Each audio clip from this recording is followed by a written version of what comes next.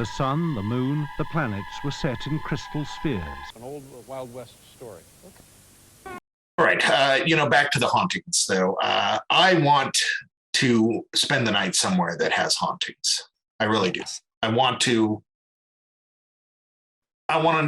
know if I feel something. I want to do what other people do. Now, don't get me wrong. I don't want to get all the little machines. I don't want to do all that. I just want to sleep there. Yeah. So just my CPAP mainly. So you will have a bunch of machines. I will have one machine, yes. Yeah, okay. Yeah. I don't know. Have you ever spent the night in a haunted house? No, although I feel like the house in which I grew up was maybe at least slightly haunted. By what? Disappointment? Sadness? Well, no, it's just because I had a lot of waking experiences with ghosts there that I never had anywhere else.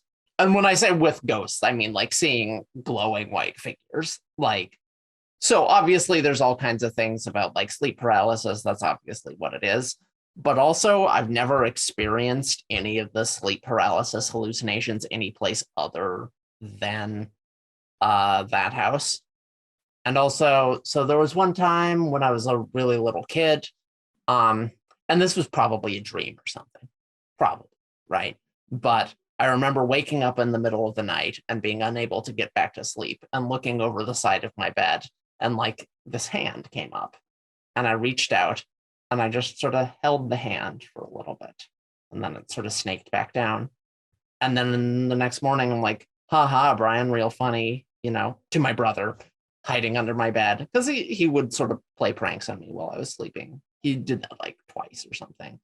And he's like, that I did not do that. What? And I later realized, no, that doesn't make sense because it was the middle of the night. So have you ultimately asked him today? Have you asked him today if that was true or not? I think I've mentioned it to him. He has not brought it up. So I think he doesn't remember this at all. So there's that. And then there's also in second grade, I remember coming out of my room to use the bathroom and turning and seeing on sort of this balcony right under the smoke alarm, this spectral sort of silhouette of a woman holding a teacup. And it was glowing white. And I was freaked out. And I just went back into my room. And I saw the same silhouette a ton of other times over that year, to the point that if I got up out of bed to use the bathroom, I just wouldn't look towards the balcony. I would really try not to because it freaked me out. And eventually I got up the courage to go and stand right where it was and look at it. And I went up, and it was just kind of the shadow from the smoke alarm. That it was just kind of the luminescence sort of looked that way from a different angle. And I accepted that. Right. But later in life, I've been never have I ever seen the luminescence of a smoke alarm form a 3D figure of a woman with a teacup. Right. How does that even happen? So there's a lot of stuff like that taken individually is not terribly compelling. And I'm only I am only 10% thinking that maybe it was haunted. But when you add this all together, it's a little haunted. Huh. Did you ever look into the history of the house? My parents built it. There was no history. Huh. But the place in... Did you look into the history of teacup ladies in the area? Well, so that was hard, but the place upon which it was built was a mining camp. And we don't know anything about it. We only know that because the hills show clear signs of placer mining. There are foxholes.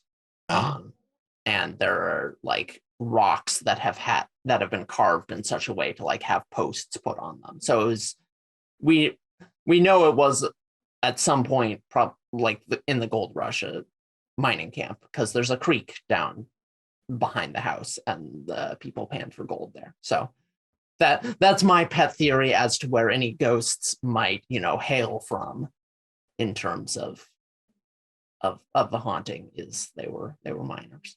It does raise the question what exactly do you spend your free time doing? Because, like, I watch a lot of TV and draw pictures. But you seem, and I'm impressed by this, you seem to have a general pretty good knowledge of just about every topic of jackassery that I can come up with.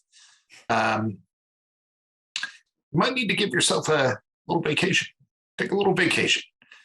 Sit on the couch in one of your weird robes and just marathon out some crappy TV. You know, Love Island. You need some Love Island in your life. I have watched a lot of Vampire Diaries, actually. Okay. Discourse on that playing. But yeah, that's worse for your IQ than lead. So. Oh, I'm sure.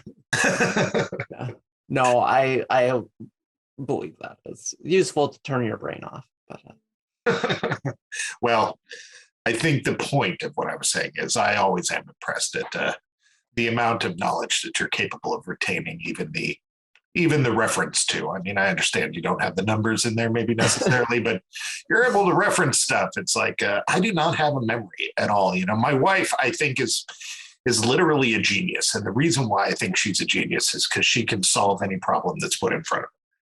She just can't. Well, I can't do that. I just have a good memory. I don't mean mathematically. I mean in life. You can put any obstacle in front of Terry and she will figure out how to take care of it, and probably to her benefit. And I've realized over the years that a lot of it has to do with her just unnatural memory. Yeah. She is just able to remember factoids and stuff from all sorts of things. You ever go to a restaurant where you give your order to the person and they take the order for 6 people at your table without writing it down? Yeah. Yeah. That freaks me out. Yeah, no, she could do that. And it's insane. And she tells me that the reason why she can do it is because,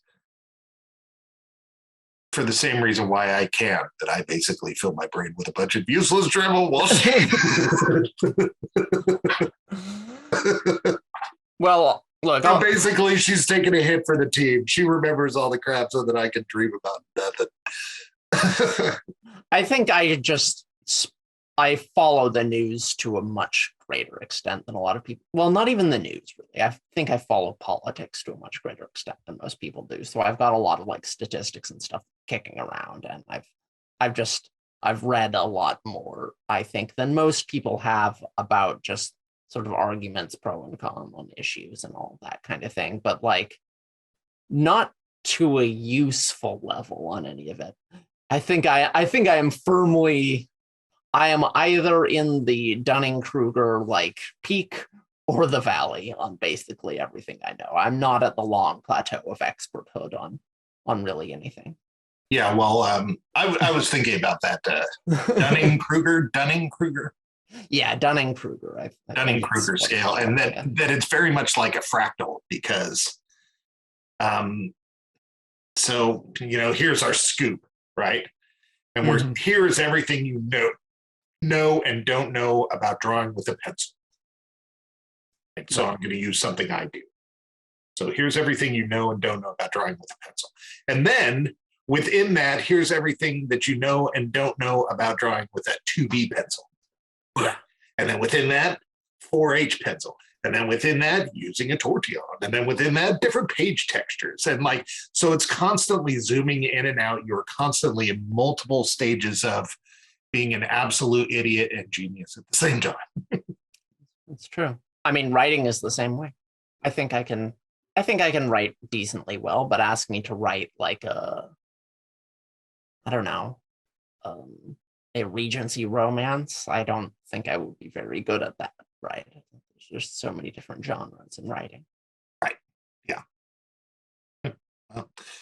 All right. Well, we're about at the end here. I do need to throw in that I've just realized that I've talked very nicely about my wife this episode, and I will throw in that the reason why is my wife and I don't spend much time apart from one another, but she's actually gone down to Reading for the weekend, and it's just me and the boys.